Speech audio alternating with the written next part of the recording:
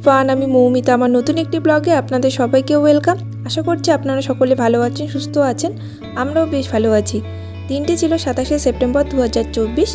সকাল থেকে ব্লগটা স্টার্ট করেছি। তখন ওই ঘড়িতে 5:30টার মতন বাজে। ঘুম থেকে উঠেই দেখি প্রচণ্ড পরিমাণে বৃষ্টি পড়ছে, আর আমার মা এই বৃষ্টিতে ভিজে ভিজে সমস্ত বাসি কাজবাজগুলো সেরে নিচ্ছিল। তো মা এগুলো বাসনপত্রগুলো আমাকে ধুয়ে এনে দিয়েছিল, সেগুলো একটু গুছিয়ে গুছিয়ে রাখছিলাম। আমিও দাঁত ব্রাশ করে নেওয়ার পর চলে এসেছি রান্নাঘরে। তারপর আমি এখানে এসেছি রুটি বানানোর জন্য।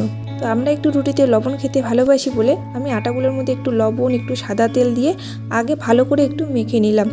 তারপর এদিকে আমি জল বসাতে দিয়েছি। দেখতে পাচ্ছ একদম টকবক করে জলটা ফুটছে, আর এই ফুটন্ত গরম জল এই আটাগুলোর মধ্যে আমি এখন ঢেলে দিলাম। আমি আমার মায়ের কাছ থেকে শিখেছি ফুটন্ত গরম জল দিলে নাকি রুটিটা অনেক নরম হয়। সেজন্য আমিও ফুটন্ত গরম জল এই আটাগুলোর মধ্যে দিয়ে দিলাম। এখন তো আমার আটা মাখানো শেষ। এখন আমি গোল গোল করে নিচ্ছি। একটু আমি বড় বড় করে নিয়েছি। তারপর আমার মা স্নান করে চলে এসেছে রান্নাঘরে, এসে চা বসাতে দিয়েছে। আর এদিকে আমি রুটিগুলো বেলে দিচ্ছি।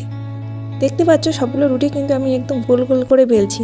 আমি একদম ছোটোবেলা থেকে রুটি ভালো মতো করে বেলতে পারি। তো আমি এদিকে মাকে রুটিগুলো গোল গোল করে বেলে দিচ্ছি, আর ওই সাইডে আমার মা রুটিটা ভাজছে। আর এদিকে আমার বাবা খেতে বসেছিল। তো সকালবেলায় বাবা স্নান করে রেডি হয়ে গেছিলো শার্ট পরে। তো বাবা আজকে একটা জায়গায় যাবে আর কি, সেজন্য আর কি সকাল সকাল একদম স্নান খাওয়া দাওয়া সেরে রেডি হয়ে গেছিলো। বাবা যাচ্ছে 2 দিনের জন্য ঘুরতে দার্জিলিংয়ে। তো বাবা যাচ্ছিল হঠাৎ করেই বাবার বন্ধুদের সঙ্গে ঘুরতে। আমাকেও বলছিল যে চলো ঘুরে আসি, কিন্তু আমি বললাম না, যাবো না। অনেক দিন পর বাবা আমাদেরকে ছেড়ে ঘুরতে গেল। তারপর ঘরে এসে আমি রুটিটা খেয়ে নিলাম। রুটি খাওয়ার পর একটা লম্বা ঘুম দিয়েছি। ঘুম থেকে উঠে দেখি আমাদের গাছ থেকে আমার মা একটা লাউ পেড়ে এনেছিল। সেটাই এখন দেখছি আমার মা বসে বসে কাটছে।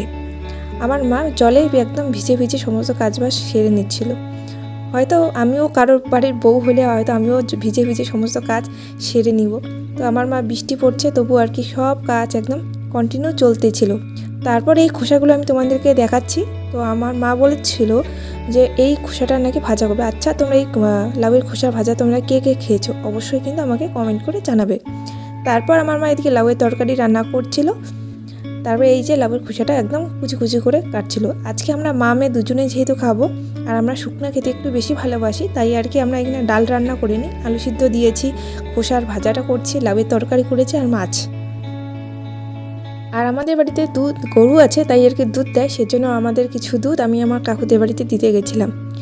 দিয়ে এসে আবার একটা লম্বা ঘুম দিয়েছি। ঘুম থেকে উঠে দেখি আবার বৃষ্টি পড়ছে, মানে সারাদিন কন্টিনিউ বৃষ্টি পড়তেই ছিল। আজ তাহলে আসি, সবাই সুস্থ থাকবেন, ভালো থাকবেন।